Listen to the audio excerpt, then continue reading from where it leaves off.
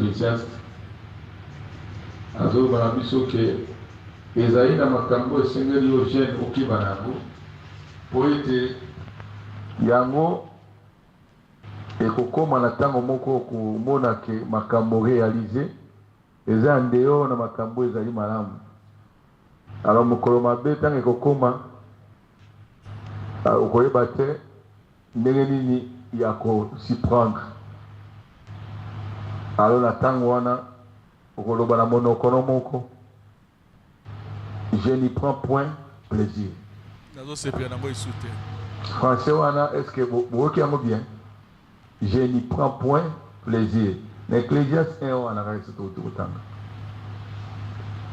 Et pourtant tout ce que tu faisais, tu pensais que kozala malamu mpona yo. Tout ce que tu faisais, tu pensais que ça marche bien.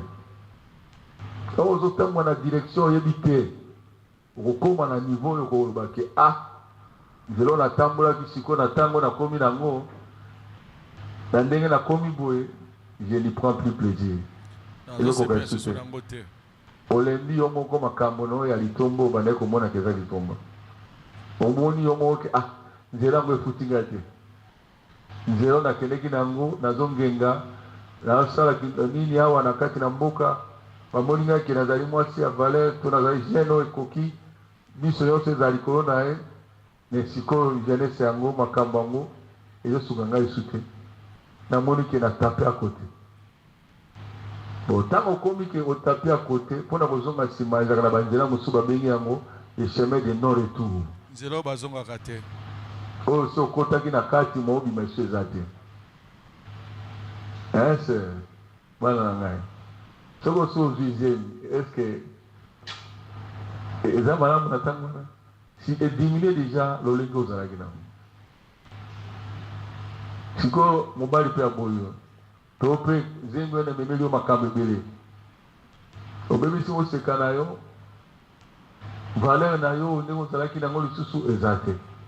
Okomi moto na second degré olongwe na premier degré okomi na second degré.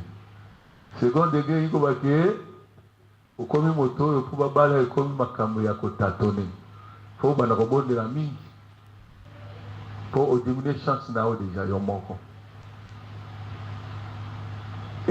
ekopesa malali nini oyo yo oyebaki teke ntango basalaka boye bazwaka malali. Ntango ozwi sida sikoyo ebandi mosala nango na nzoto na yo soki ebandi kosala mosala eske ekobima esu na balabala osala ndenge obandi kosala ekomi problème. Sango no mpe kotambola bi oyo mwana mwasi oyo azalaka na sida soki sango no epanzani eske mpo babelema no eza facile. Chance ekomi ekiti na se nde na ntango wana okolobaki likambo yango eza so na ntina te, je ne prends plus plaisir.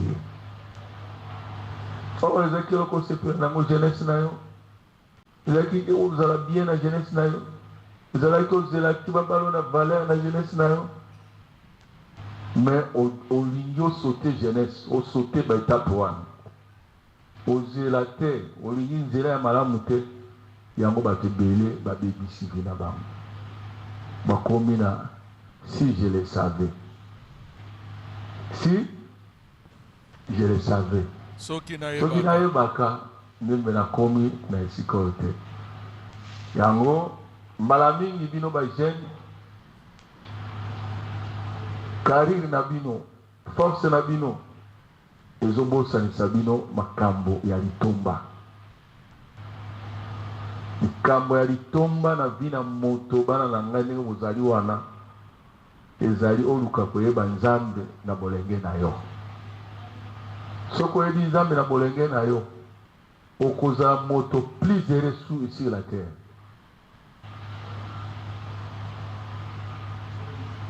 Ngai nakobombela bino te. Na âge ya 21 ans ngai napondaki nzela ya kolanda nzambe. 21 ans. J'ai dit biloko nyonso ezali ezomonana oyo elengi oyo nyonso ezali éphémère. Éphémère ikolobaka ezali biloko ya tina te. Soki nakangami na yango nakoperdre ame na ngai. Ame na ngai eza na valeur koleka makambo na nyonso. C'est ainsi que na âge ya 21 ans, je me suis décidé. Décision à likolo te. Na vu que ici, Dieu, je ne vais plus utiliser ma volonté, mais je vais ta volonté. Je vais donner ma vie à toi. Et je l'ai décidé du fond de mon cœur. Sans hypocrisie, sans tâtonnement, ni natala nano soki eloko moko te. Et je l'ai fait de tout mon cœur. Et quand j'ai abandonné tout, abandonnant tout, j'ai abandonné mes amis, tout ce que j'aimais, j'ai quitté ce monde-là. Et je l'ai fait de tout mon cœur. Et je ne suis plus rentré jusqu'à aujourd'hui. Nazonge la tête. Nabandé la tête. Nameka soute que nazonga sima. Nena kobandé la isusu. Non. Jusqu'à aujourd'hui. Et cela m'a payé. Quel petit nain. Je ne regrette rien. La jeunesse, 21 ans, vous voyez, imaginez-vous, 21 ans, l'aurore de la jeunesse, qui est dans les presque sommet, il y a jeunesse, il y a Makambo Nayo, mais tu quittes ce monde-là, brutalement. Il y a un monde de jeunes qui ont décision. Les jeunes n'aiment pas se décider comme ça. Ils craignent, ils ont peur. Oh, ce que vous ici, bon moyen yo, pour ma caméra moquée, et pour la maman. Bon moyen est plus cher que toute autre chose sur la terre, puisque vous avez valeur à mettre. L'âme que vous avez là, sa valeur ne peut pas s'égaler dans le commun na mokilio. Ni l'argent, ni les femmes, ni la popularité. Tout ce qu'on peut donner comme valeur sur la terre et qu'on a amené. Amené, c'est que vous battez plus que toute autre chose qui existe sur la terre. Amen. Mon âme, elle est plus précieuse que tout. Je ne peux pas mesurer ça avec quelque chose sur la terre. Non. Ok, là, il change en pour la joie en il n'y a pas bien. Il n'y a rien. L'argent, non. Les femmes, non. Tout, zéro. Le coup, nous sommes et qu'on a la valeur à mettre. Toute la gloire qu'on peut te donner sur la terre ne peut s'égaler à la valeur de ton âme. Donc, j'aime la chose plus importante dans ta vie, c'est de donner la valeur à ton âme. Mais ce qu'on néglige, vous négligez votre âme à cause de quelque chose comme une femme. Âme comme Yesu vous montre la valeur et qu'aucun de la âme note. Et l'âme là, c'est celle qui mourra. L'âme là, c'est celle qui sera jugée. L'âme là, c'est celle qui va vivre éternellement. Et si vous négligez cette âme là, où passera-t-il maintenant votre éternité? Vous croyez que l'éternité n'existe pas? Mes amis, mes enfants, l'éternité existe. Ceux qui n'ont pas l'éternité, ils ont existé. Nous avons bâti Kingai, et c'est la Bible comme maman. Bible, tout ce qui est là-dedans, c'est la vérité. Que personne ne vous trompe un jour dans votre vie. On néglige la Bible. Bible est la vérité indiscutable. C'est ce que je vois maintenant, c'est ce que la Bible dit. Tout ce que je vis, c'est ce que la Bible dit. Alors personne ne peut sauter que la Bible est mon gars. Et là, il y a beaucoup de gars. Le kuta, et là, il y a un Zambie à solo. Sache qu'un jour, le ciel et la terre vont passer. Un jour, Dieu va juger la terre et tous les gens qui y sont. Ils doivent passer par les jugements selon la Bible. J'ai vu là où était Jésus, Capernaum, j'ai vu Capernaum, j'ai vu Galilée, j'ai vu Bethléem, j'ai vu Nazareth, j'ai été à Cana. J'ai marché, donc j'ai navigué sur l'eau que Jésus marcha, sur les eaux. J'ai vu ça, j'ai été sur le mont, la montagne de transfiguration. J'ai vu ça. Ça existe. Mont Caramel existe. Là où David et Goliath se sont combattus. J'ai été là, j'ai vu ça. J'ai vu la chambre haute. J'ai vu là où on avait récité Tabitha. La ville de Corneille, là où le Saint-Esprit était descendu. À Césarée. J'ai été là, j'ai vu cette ville-là. Mais tout ce qui est écrit dans la Bible existe. La tombe de Lazare, j'ai vu. Jéricho, j'ai vu. Là où Zachée s'était caché. Hein? Là où là, j'ai vu cet arbre-là. Là où il était monté pour voir Jésus. L'arbre-là existe jusqu'aujourd'hui. On a encerclé ça. C'est devenu gros comme ça. Et ça ne meurt pas. Donc, les animaux comme là solo. Jéricho existe. Montagne que les espions avaient,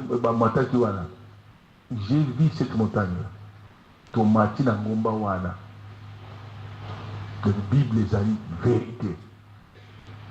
Donc, si tu t'as mise, non, ça, non, si madame n'a pas zongera, non, mais quand on dit qu'on peut vivre, si madame n'a pas ça, il n'y a pas de duplicata dans la vie. Hein? Duplicater les réalités. Donc, quand on dit ça, la vie, Dieu te voit et il connaît ta vie. Donc, sachez qu'il y a une éternité où les hommes vont passer leur vie à la fin. Il y a aussi l'enfer qu'il faut chercher à tout prix tant à éviter. Puisque ça existe, vous ne savez pas quand. Quand Okokitana-kunda. Vous ne savez pas. Les jours de la mort, qui connaît ça? Personne. Tu peux dormir aujourd'hui, demain tu te réveilles mort. Mais si tu meurs, tu vas où? Par accident, avec la vie que vous menez là.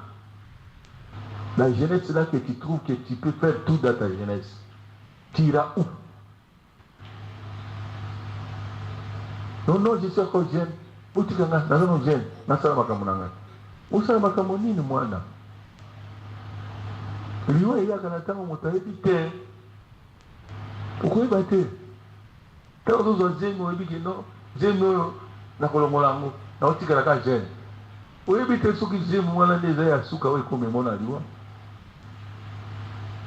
Olomoli yango kanisi ke s'il te. Nzama akotika complication kota, simana kokufi. Nso kokufi ndenga ngokende wapi? Yango jeunesse esengeli oyebake mokolo moko nzamba kobenga nga na jugement. Na isambiselo. Mokolo moko nzambe akosambisa nga soko tangi wana na 11.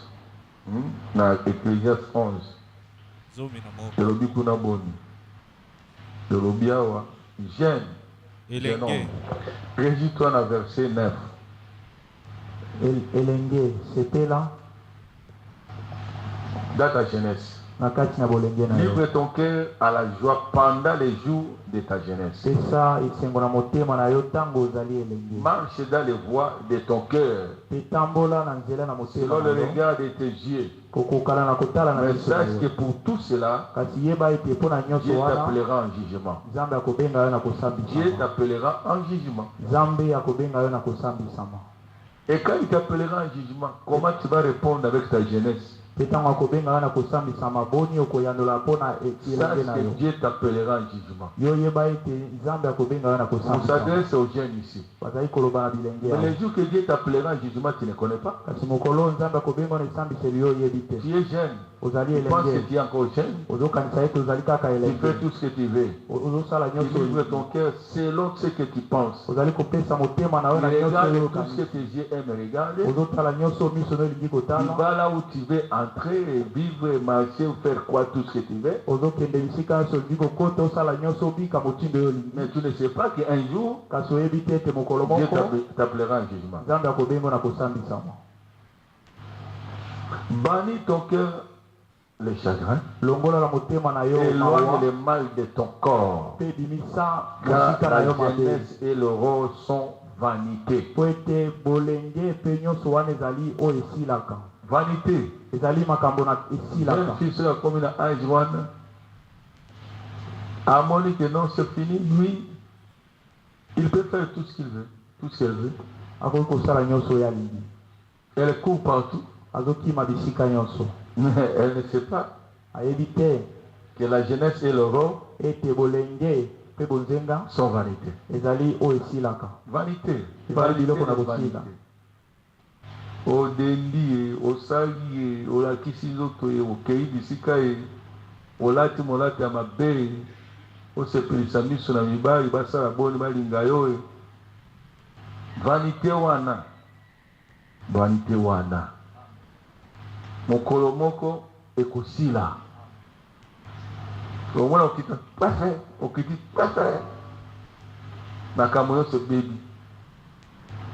elongi no ekomi enzuruki ndenge ozalaki ekokasi te batala to lisusu na miso mpo na nini oyebaki te ete esengeli obatela nzoto na yo éloigne de mal ton corps.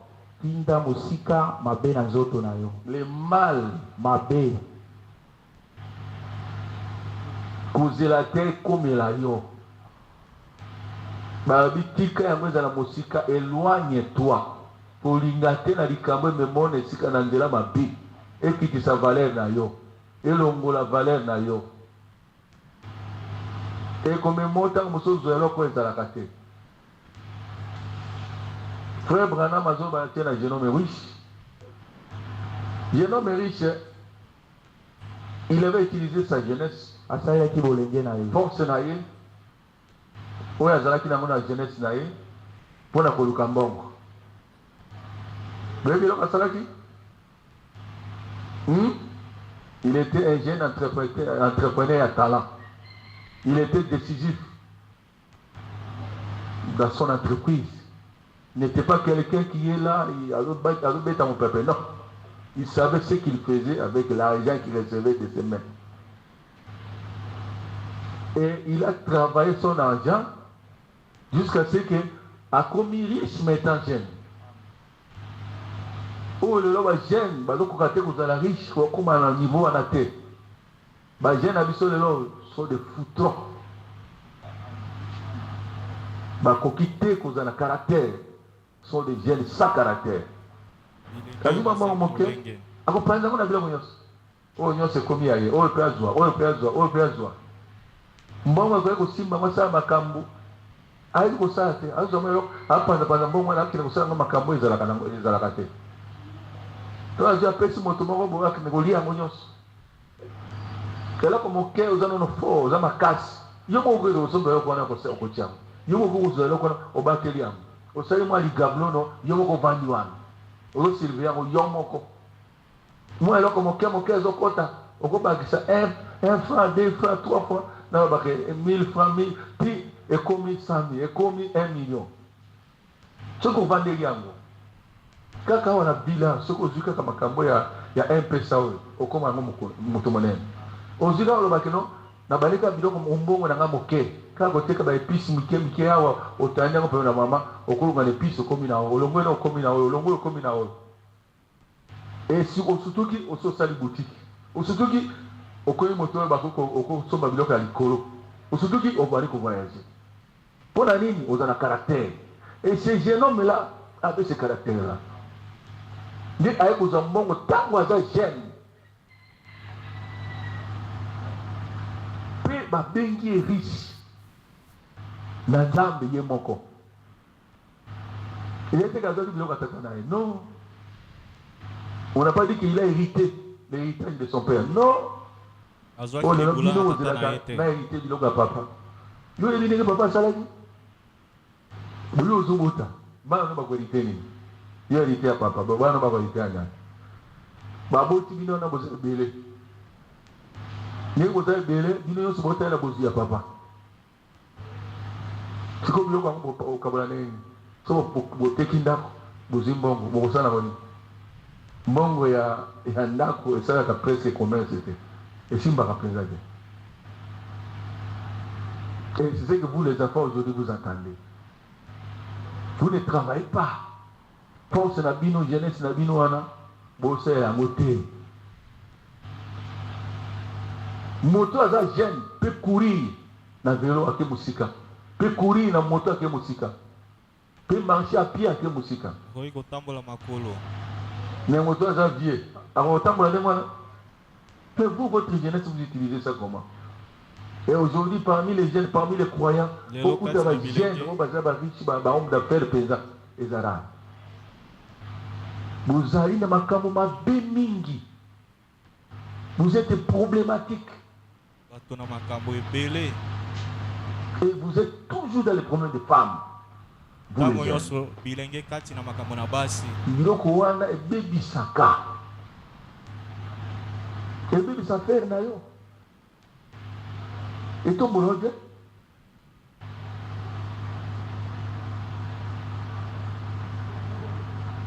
bonjour Léla. Mais par exemple, ça va gêner les sous. Na boyi na zana ngolo lolo. Mais pourquoi maman? Lelo nazali tata, lelo nazali pasteur, lelo nazali lelo au moins ba grade nyonso nazana. Et qu'on permette ngati na sala makambo susu. Mais bino, et donc on est pété ça.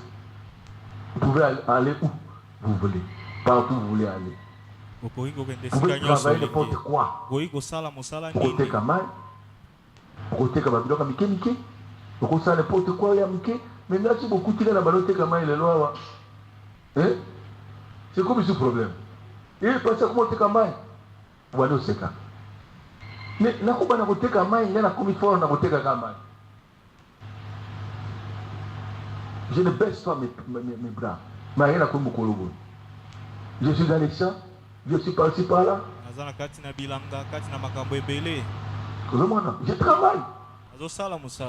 Jeune homme est devenu riche étant jeune. Ma jeune fille, là, ma jeune place na bangote. Mais une jeune fille, abanika makamna bolitaka sukipamba. Na comme millionnaire. Vous pouvez expliquer ça? Mais ma jeune nabiso le ma jeune fille na message boy bazali ebele pour une jeune fille ou azali millionnaire. Tu as comme moto comme atana na $1000. C'est difficile. Na bana moke akotika mon boulot. Mais cette jeune fille là moi mon sale mon cœur azalaki même épileptique. Babouye na libota balinga été. Mais akangika kama motema asali mosala qui a commis millionnaire. Elle a travaillé à la discipline.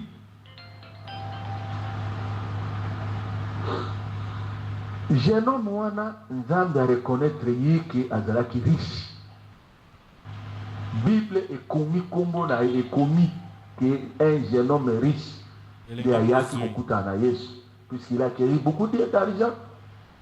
dans sa jeunesse.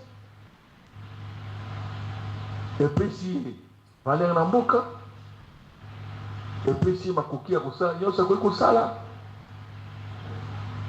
Ça qui vient la religion, mais une religion artificielle, une religion superficielle, une religion où il y a une religion qui ne peut pas sauver. Nous, beaucoup sont dans l'église, mais dans cette religion-là, il y a un contact dans l'ambité, une intimité dans l'ambité, une religion sans Saint-Esprit. Une religion sans quelque chose qui peut vous humilier quand vous péchez.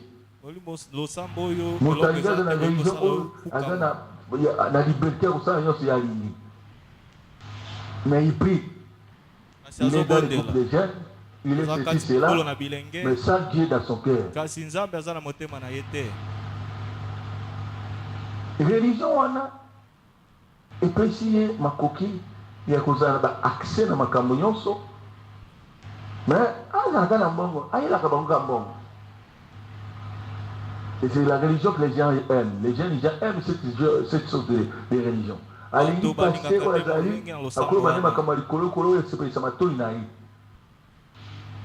C'est fini.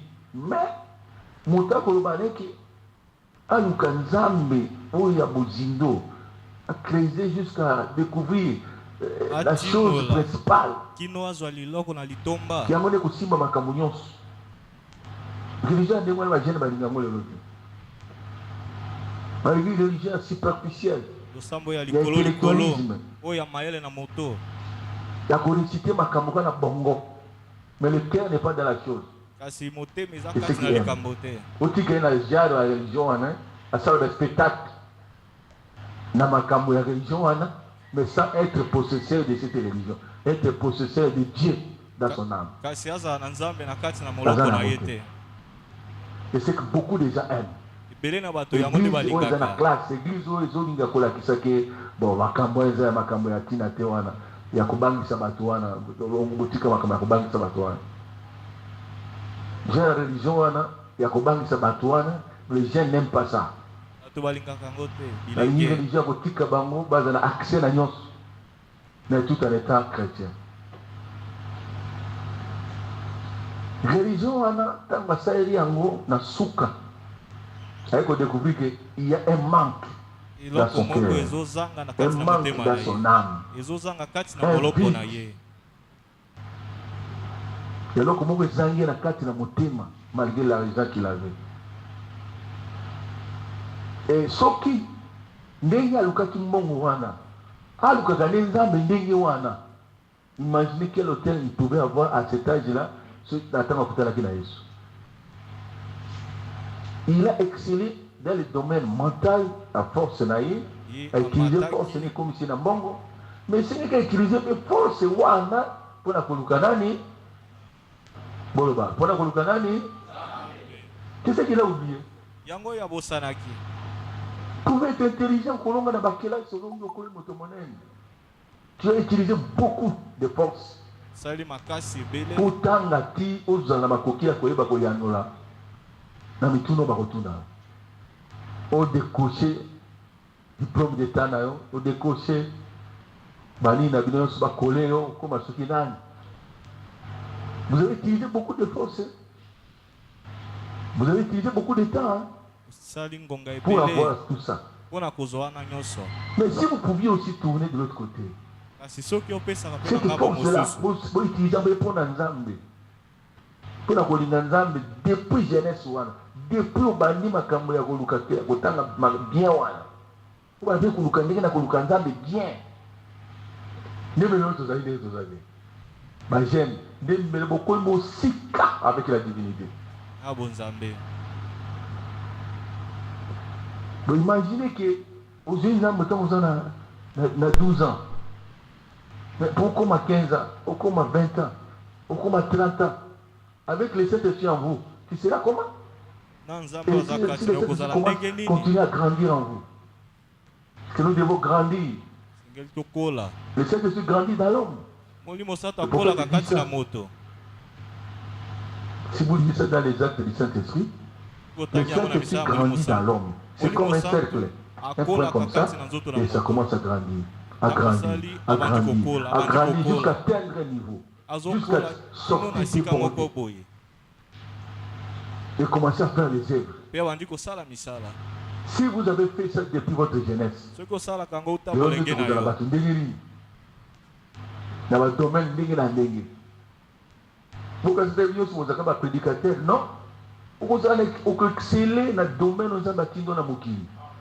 Ceux qui commerçent, vous avez un meilleur commerçant. Inventaire, vous avez un meilleur inventaire. Ceux qui ont vous avez malam. Vous avez une meilleure femme dans une maison d'un patron. Même d'un président, d'un kila. Puisque Dieu a compris ce libère bien pour une princesse. Alors, les jeunes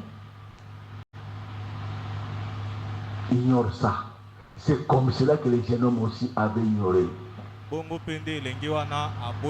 Alors, la souka la vie nae, boyebi nezalaki.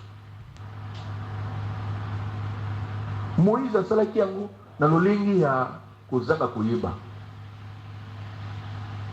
Mais il a eu grâce à 80 ans.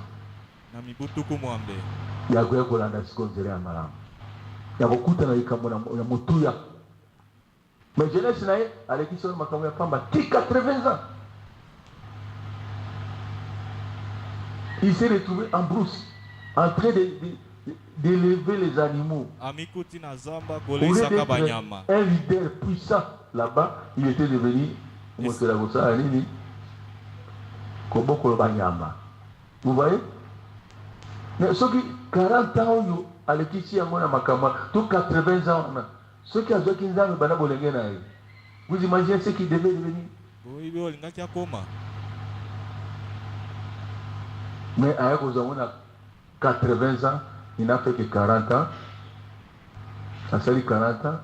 Dans Zambou, et il est parti. Mais jeunesse, vigueur, la jeunesse. Et là, il est sous. Il n'a pas 40 ans. J'aimais le monde. Mais j'ai eu grâce, j'ai trouvé grâce de Bolsonaro. À 21 ans, Dieu m'a appelé. J'ai tout abandonné. Et j'ai laissé le Saint-Esprit. Et le Saint-Esprit a grandi à moi. Jusqu'aujourd'hui. Il ne fait que dégager. Et je prie et je suis rempli. Et je sais ce qu'on appelle être rempli du Saint-Esprit. Ce n'est pas je vis cela chaque jour presque. Et le Saint-Esprit qui me remplit déborde. Et je sais qu'il fera beaucoup de œuvres. Et je ne connais pas. Amen.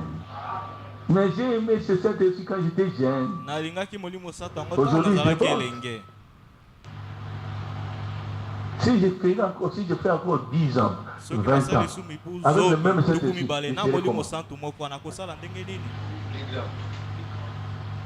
le Saint-Esprit a dit en quoi? C'est lui qui m'aide dans les prédications, c'est lui. Dans tout ce que je fais, c'est lui.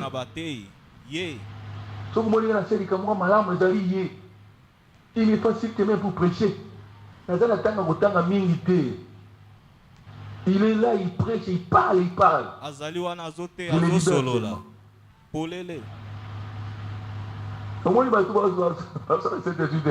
souffrir? Il faut attendre la situation pérée. Nous avons besoin d'attendre pérée. Qui me facilite comme ça? C'est différent. Je mange les rouleaux. Lisez Apocalypse 18. 18. Qui dit la Bible là-bas? Apocalypse 10, hein? Verset 8. Ça dit quoi? Et avant que j'avais entendu du ciel, kuna na Il lola parla de nouveau. elobelaki ngamba ya Et dit, mosusu elobi va prendre le petit livre ouvert dans la main de l'ange. kende kamata buku moke na C'était poloni na debout maboko na sur la mwanzi mer et sur la terre. oyo atelemi kati na mai te na Et j'allais mbuki vers l'ange te nakendaki epai na en lui mwanzi disant de me donner le petit livre. nakendaki koyebisa ete Et apesanga il me buku dit, moke prends-les ayebisi nga zwa et yango avale-les. mpe mela C'est la yango mer à tes entrailles. yango ekozala bololo Dans kati ta ya mbumu na bouche. yo kasi kati na Et monoko sera na yo tout comme du miel. ekozala elengi lokola mafuta na J'ai nzeli pris le petit livre mpe nazwaki buku na de la main moke de l'ange na loboko na et je mwanzi l'avalai. mpe namelaki Et yango puis dans ma bouche, mpe ezalaki na monoko na tout comme ngai du miel. elengi lokola Mais mafuta quand na j'ai nzeli lu avalé, kasi ntango les namelaki entrailles yango puis remplis d'amertume. na kati na libumu na ngai tolaki na bololo mpe bayebisaki Il faut que ngai tu prophétises esengeli osakola de nouveau sur beaucoup de peuples, osakola mbala lisusu likolo na bato des ebele nations, des langues kati et na des rois. bakota mpe mikonzi Olingi balobi wana, il faut faire quoi? Singeli kosala nini? Avaler quoi? Kumela nini? Et après, Pe na nsima bande, écoutez les bandes. Et koyokaka répétez ce que babande disent quoi? mpe bozongela oyo On n'a pas dit lisez ce que disent les bandes, mais répétez ce que disent les bandes. bozongela oyo babande ezali koloba.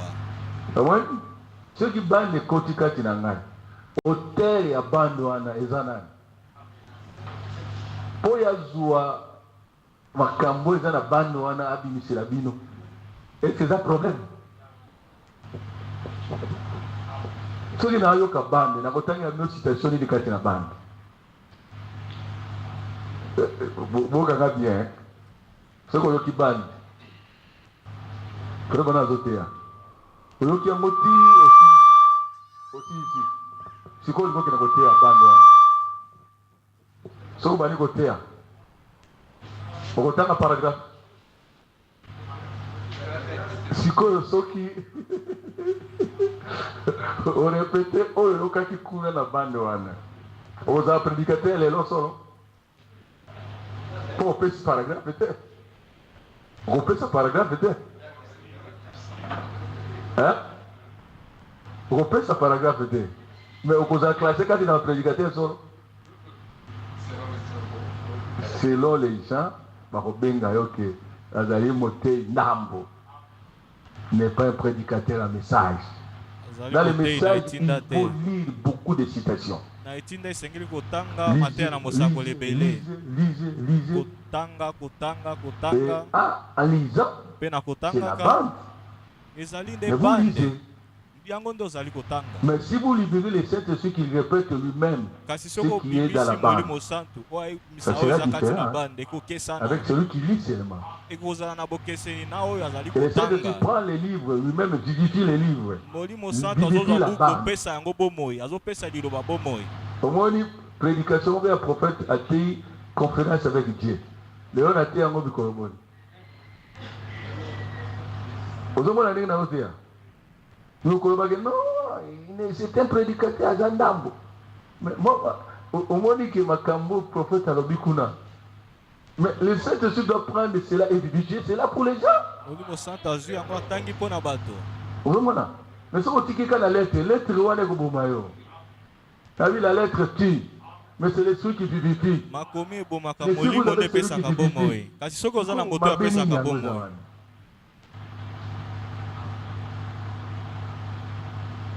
donc, il faut aimer Dieu de tout son cœur. Moi, je l'ai aimé étant jeune. J'ai quitté le monde là. Je ne touche pas au ventre. Depuis ce temps-là jusqu'aujourd'hui. Je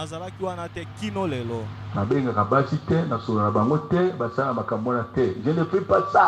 Je sais qu'il y a un peu de maka. Sa vie na yo kota na nzela wana esika mosusu balobi mpe ke moto nzambe boyi nde atikaka koya na makambo na basi olingi ozala na liste bato nzambe boyi bango kolinga ngambo wana te puiske kote wana esilisaka moto lolenge ya molimo ekolongolo na communion na nzambe ekokomisa suye sale soto mbindo Pose na contact na nzambe comme problème. Donc perdre amour ozalaki nango envers nzambe, operdre expérience na yo, operdre esengo na lobiko. Oh, esengo na lobiko eza na valeur makasi. To obungisi esengo na lobiko mpona koretrouve yango, David asalaki boye abwaki. Il a pleuré. Lisez Psaume 51. alelaki botanga na nzembo tuku mitano na moko pleurait pour okomona avoir ndenge perdu dawidi sa joie abandaki du kolela po ete abungisaki esengo na lobiko na ye consacré makambo mabe. Donc, cherchez à aimer Dieu sincèrement. luka olinga nzambe na motema Gardez sembo votre nani elongino ngambo kuna na nzambe. À 21 ans, na mibu J'ai tuku mibale na échappé. moko pas tout ce que les jeunes aiment là. J'étais à Kinshasa. nazalaki na kisasa Tango ba papa wembe bandaki muziki na bango. C'est là où moi j'étais. wana nde Donc ngai il y a un nazalaki concert à Papa Wemba. Bazai kolanga-langa. Tango babandaki. Basosoliso. Majesi. Batiaki bruit na tango na jeunesse na biso makasi.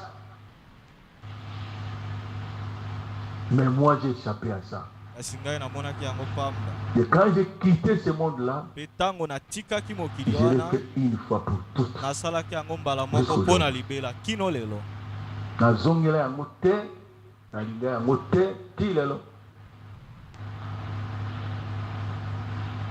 Yango ina kosenga na bino ba jeune, bo imité ngai tata na bino.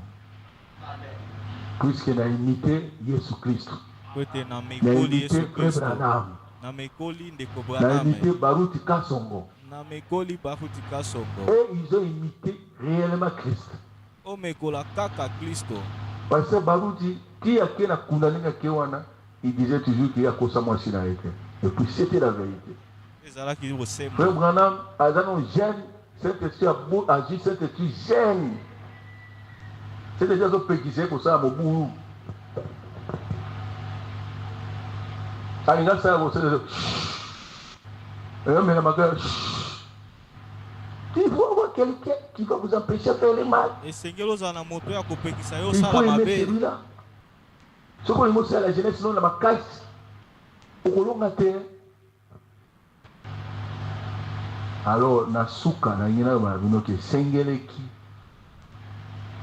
force na bino ya jeunesse ezali pour la koluka nzambe koluka Saint-Esprit bozwa etang boza jeune vous gagnerez votre vie. Mais si vous ratez ça, mpe soki ozangi vous yango allez échouer dans votre vie. okokweya na kati na bomoi na yo Vous serez comme ce jeune homme-là. À la fin, il est en affaire, ake na en lifelo au tourment, nesika na demandant mitungisi au peu sangama goûter la main. Mais quand il était sur la terre, il ntango avait azalaki na oublié mokili l'essentiel. abosanaki Mais makambo na Moïse, litomba À 80 ans, kasi il mose a na retrouvé mibutuku mwembe azwaki yango la voie juste nzela sembo et il a regardé le probe. mpe ye Il y a atalaki makambo na nzambe na litomba que tout ce qui était en Égypte. Il pouvait devenir grand, pouvait devenir grand monsieur, akokaki kokóma le moto ya moto général et pharaon monene de l'Égypte. akomaki kokóma Mais mapinga na avec ce qu'il faraon avait reçu, c'est plus que l'Égypte entier. Oui, azaki kuna na zamba, eleki Égypte te, eleki grande ya kozala pharaon te. Quand il est venu, il a condamné l'Égypte. ntango aye ayaki kokweyisa Et a ejipito précipité Pharaon na Maï avec une seule verge moko. alingenda moko Des deux hommes, Pharaon et Moïse. falo mpe mose Yo ponanai. Pharaon avait tout. Nati ya bino motuna esusu, napeza motuna mosusu. Entre Moïse katikati et na les mose jeunes hommes riches. mpe elenge mozwi Yo ponanai. Opona Moïse. Alors nakoloba na yo, Ce que oponi na monokote, oponi na misala. Oponi Moïse, imitez Moïse. Oponi Branham, imitez Branham. Moïse a aimé Dieu plus que les Égyptiens. Que être roi, être pharaon. Il a accepté l'opprobre, être à côté des gens qui n'étaient pas. Ils ont malamouté, des démunis. Et c'est là où il a été. Et à la fin, il a été le ciel. Mais les jeunes hommes riches, avec tous les plaisirs, il a hérité l'enfer. Yoko ponanga monini. Yoko eti Jézabel akeneki na lola. Avec les phares. So olingo mekola Jézabel, olingo mekola bambili ya ver. Olingo mekola basi nyonso balosala makambo mikolozo. Na suka kokende wapi? Bana basi nyonso basopa bazembe na bozo sepela na bango lokumbisa bango wana. Basala kindumba makasi wana. Olobi ke yende vraiment. Omekola. Alors na suka kokende wapi? Vous imitez quelque chose qu'il ne faut pas imiter. Vous allez me battre nanga moke. Nanga pe sabino. Na koko baka ko solaka. Na soki na soli mingi bobosa na makambo susu. To moke na lobi wana. Soki okokwa ko yamba yango. Mais la conclusion nyonso. Énergie na yo, force na yo, utiliser yango pona kosala nini? Koluka Nzambe. Ce que osali mosala, zala moto na caractère. Ce que ozwi jeunesse na yo, ozwi Nzambe otie na kati. Tango ozali jeune, okobima pauvre na mokili te. Okozana valeur. Pour comment les psychos quoi commander. Au moins l'inga président quoi mokoni. Mercredi hein. Na se retrouver parmi les grands. Kati na bato minene. Atango na kwa bateke na koko se retrouver. Est-ce que tu vas qui poser la président ya yo tozalaki na honorable Mukoka. Banayi bazalaki wana. Ba député national, na ba sénateur, ba Manisa, ba Nani, tous les grands. Hein? Ba ministre nationaux, na ba gouverneur, na ba Nani, je me suis retrouvé. La terme pe na ra pour président Zoleka. Quand il a ra ba grand, ou ba Zoyambaye, je me suis retrouvé là. Na serré ma Quand j'étais jeune comme vous, je n'imaginais pas qu'il y a un hôtel Magamokolo Mogobongo. Après ça, je suis un peu comme Boko Boy. Après ça, je suis un peu. Tosoli na ministre ya agriculture na yambiye tobani na ye tosoli tango molai. Biso na ebo tosoli ya ye ministre ya gouvernement, nga ministre ya lola.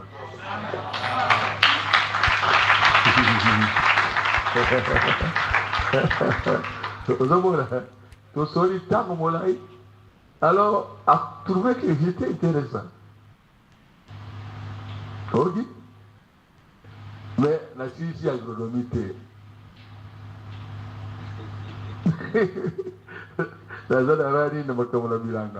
mais je me suis retrouvé devant ce ministre-là. Alors, quand on a dit la vérité, donc, dans la vie, il faut chercher à aimer Dieu d'abord, et les autres choses viendront.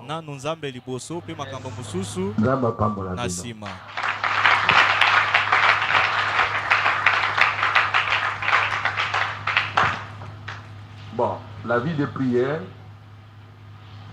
ça, vous devez le savoir aussi. Il faut aimer prier. Dieu.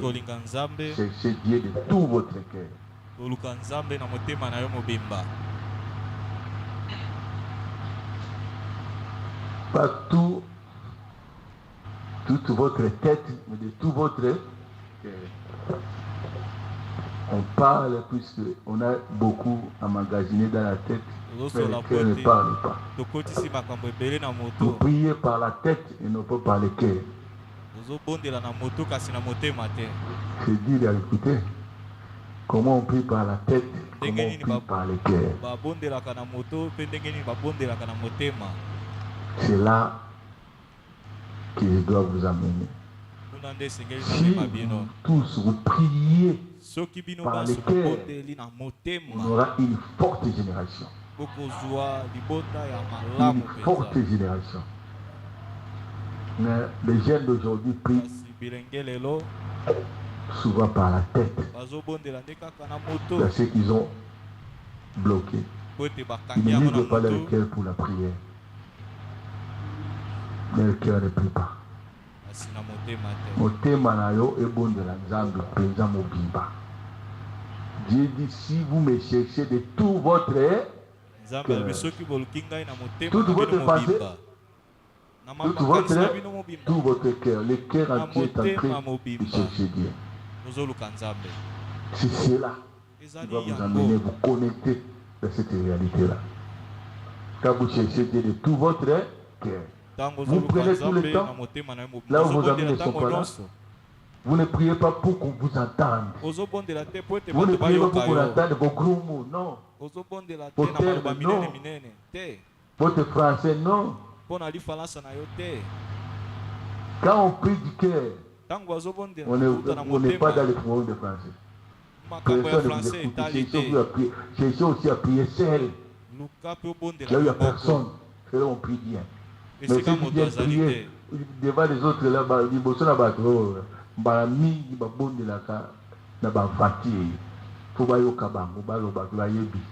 il ne prie pas. Mais quand vous cherchez Dieu de tout votre cœur,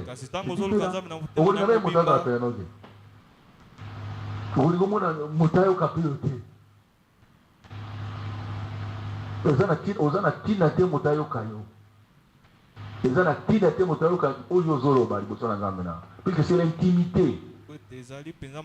Vous êtes dans l'intimité avec votre Dieu. C'est là où il y a le vrai résultat. Voilà, nous vous abattez bien. Si je rassemble tous les jeunes, ils commencent à prier sincèrement eux-mêmes dans le cœur. Voilà celui qui cherche Dieu. De tout son cœur.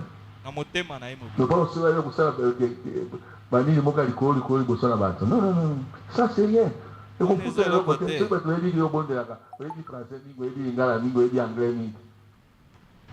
Et après, vous n'avez rien. Que la commission et après. Est-ce que vous avez un ensemble? Est-ce que vous avez un ensemble? Cherchez à être seul avec Dieu. C'est ça mon secret à moi. C'est ce qui m'a beaucoup aidé. Je ne prie pas pour que Batbayo Kangai. Je ne prie pas pour prier. Mais je prie. Anne priait devant Dieu. Il répandait son cœur. Anne. Le résultat, on a fait Samuel. Maman a dit le quoi Moutalangue. Est-ce que vous avez bakutie kuna na temple azobundi ya lokola motalango azosola bazoka ete mais prier de tout son cœur. Mais vous priez ici kolo pour bayoka bino bamona que bozobonda nzoka ni bobondela te. Et vous ne vous répandez même pas bien sincèrement.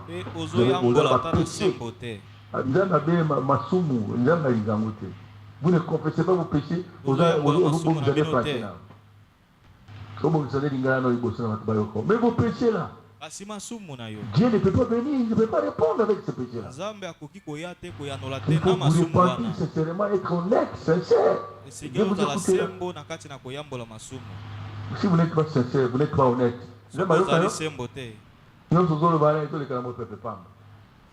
Ah, bon, on a c'est la vie qu'il faut mener il faut prendre cette vie-là esengeli kozwa et mpona koyede wana bino pour évoluer makasi et koyede bino pour kosala makambo nyonso na nzambe. C'est que la maison a na prière. Frère Branham, il est arrivé jusqu'à prier jusqu'à 8 heures du temps. ndeko bana abondelaki banda Prière ntango jusqu'à 8 mwambe heures du temps. Vous imaginez? Ce gars divine a prié à Jara, a prié à Némoine. Hazardé. Plus puissant. Plus puissant. asalaki yango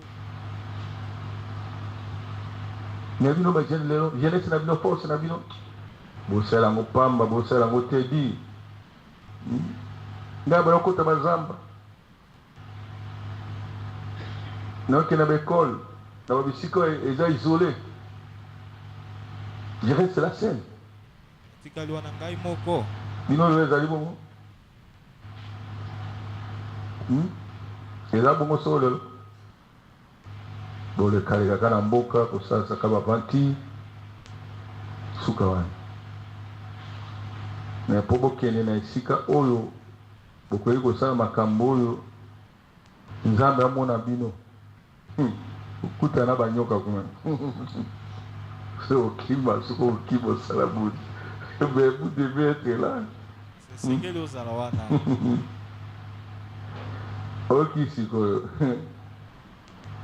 Makambo oyo bino bozoyeba te. La force et la gloire des jeunes gens. nguya nde nkembo na bilenge. Ok? Ok, kamwana.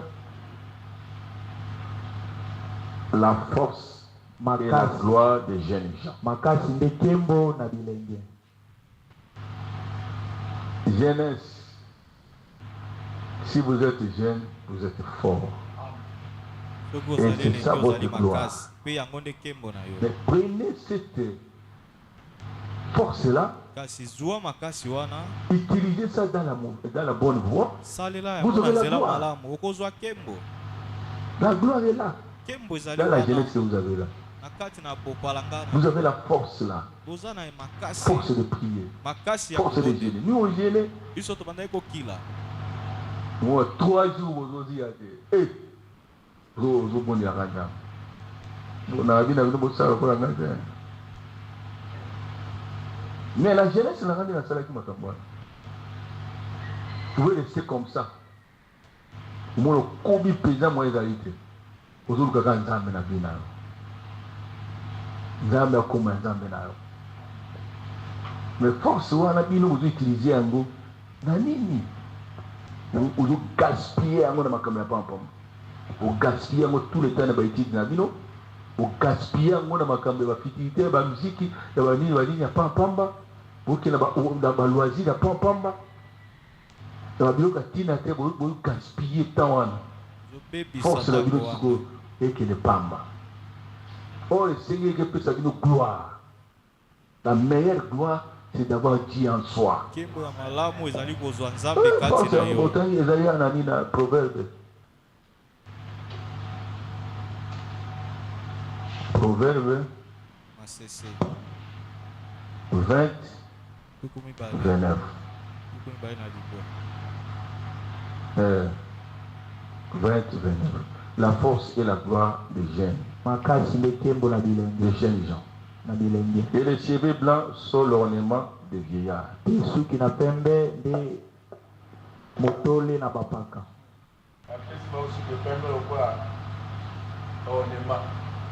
Mais pas la vie de jeunesse, pas plus de gloire, quand il a force aux arabes.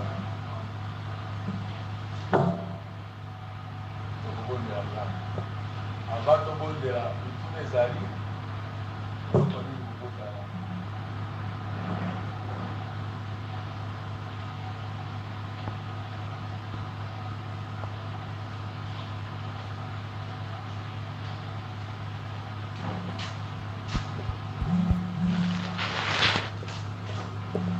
Kombo na Yesu Kristo. Amen. au nom de Jésus-Christ amen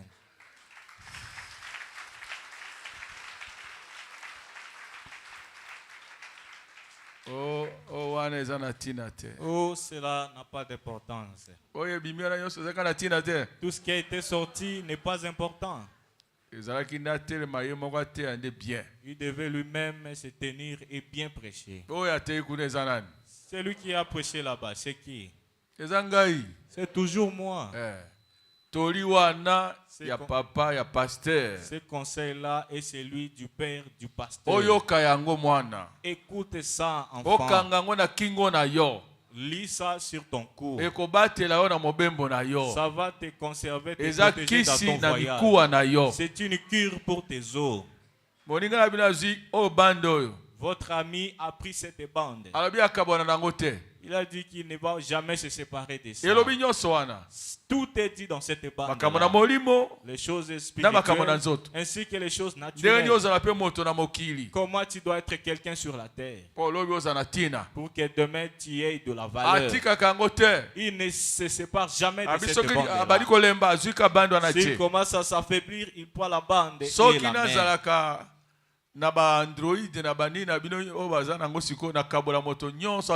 Si j'avais tout cela, je l'aurais partagé à tout le monde ici. Que tu restes tout seul en train d'écouter cette bande. Si tu t'isoles quelque part, tu mets la bande, ça t'aidera. Ça n'a pas d'importance. Moi, un vieux comme ça, je suis resté en l'écoutant. Ça m'a étonné. Mais ça c'est la vérité. J'ai tout dit. Beaucoup de choses. C'est le résumé de ce qui doit être. Si tu mets tout ça en pratique, demain tu auras de la valeur. Je te dis la vérité. Tu seras un homme de caractère. Demain tu t'accorderas de la valeur. Je vous dis la vérité.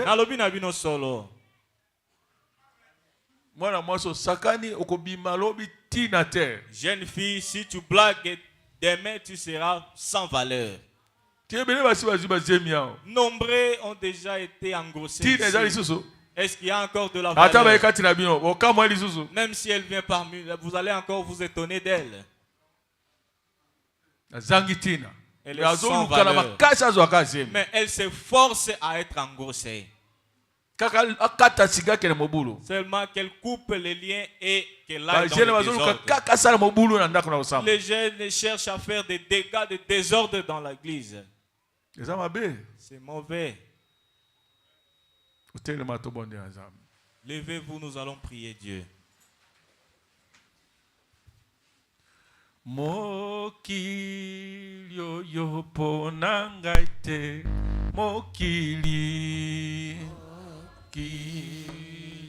yo ponangai gai nalingi kozala wayo Yesu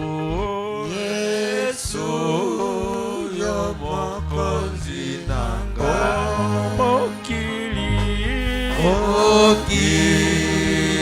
yo ponangaite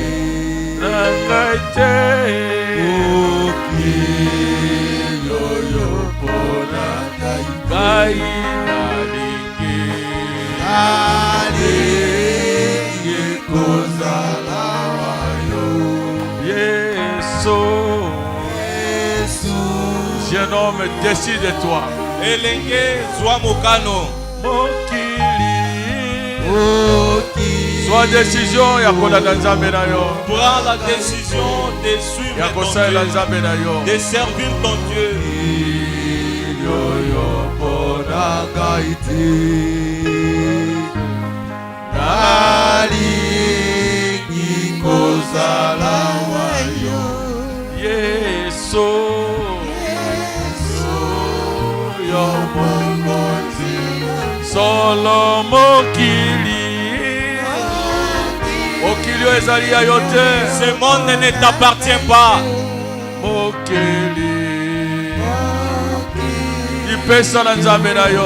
Donne, abandonne-toi à ton Dieu.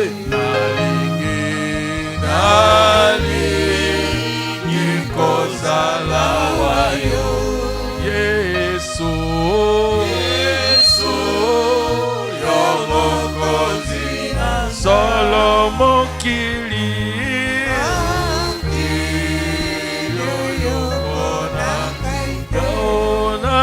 ngai te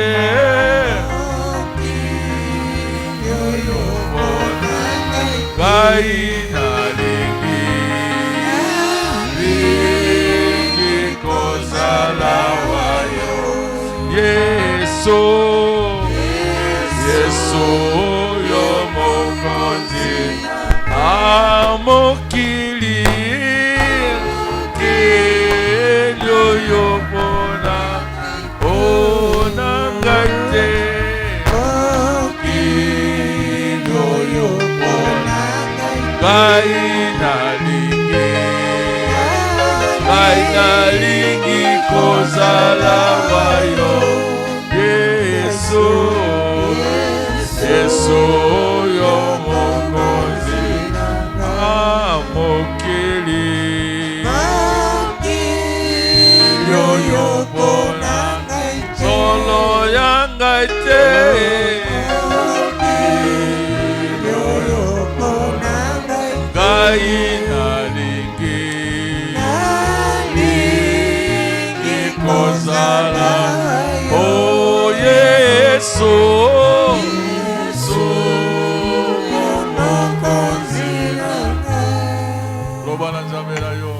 Dis à ton Dieu, je vais t'appartenir.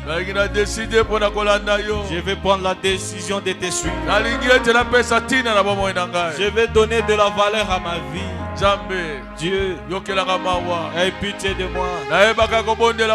Je ne sais pas te prier. Je ne sais pas te chercher de tout mon cœur. Je n'arrive pas à prendre la décision de te suivre. Je suis en train de tourner. Plus les jours passent, je demeure dans le mal. Je continue à faire le mal. Mais ce que j'ai écouté aujourd'hui, mon Dieu, aide-moi. Aide-moi. Aide-moi aujourd'hui. Que je prenne la décision de te suivre. Parle à ton Dieu.